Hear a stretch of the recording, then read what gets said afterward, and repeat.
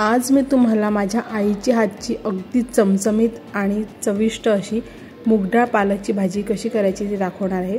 खूपच टेस्टी आणि सोपी रेसिपी आहे।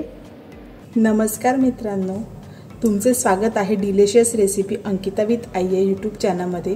सुरुवातीला फोडणी करून घ्यायची आहे। त्यासाठी कढईमध्ये तेल गरम करून त्यामध्ये मोहरी छान तडतडवून घ्यायची। त्यानंतर जिरं टाकून हिंग टाकून घ्यायचं आहे। त्यानंतर यावर चिरून घेतलेला कांदा टाकून घ्यायचा आहे।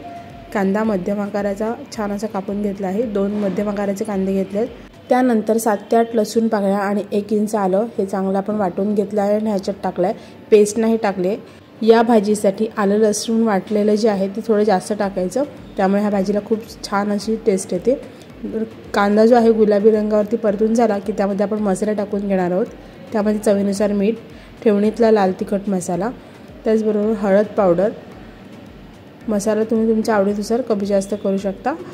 पालकची भाजी जी आहे ती थोडी मुळातच खारट असते, म्हणून मिठाचं प्रमाण जे आहे ते विचार करून थोडंसं कमीच टाकायचं।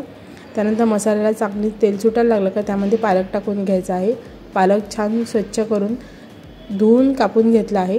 त्याचप्रमाणे भिजवून घेतलेली 2 ते 3 तास भिजवून घेतलेली मुगाची डाळ ह्याच्यामध्ये आपण टाकणार आहोत। जर तुम्हाला डाळ भिजवायला नाही मिळाली किंवा वेळ नसेल तर तुम्ही गरम पाण्यामध्ये अगदी 10 ते 15 मिनिटं सुद्धा भिजवून घेऊ शकता।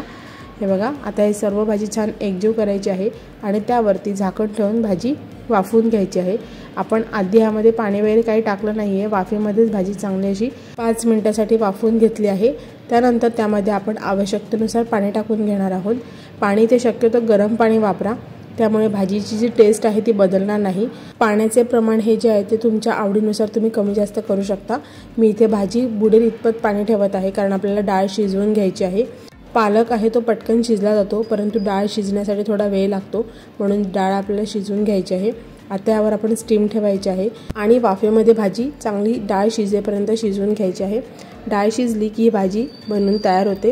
ह्यामध्ये आलं लसणाची जी आपण वाटण जे वापरतो त्याचा खूप अप्रतिम असा टेस्ट ह्या भाजीला उतरते आणि ही भाजी गरमागरम भाताबरोबर तुम्ही सर्व करू शकता।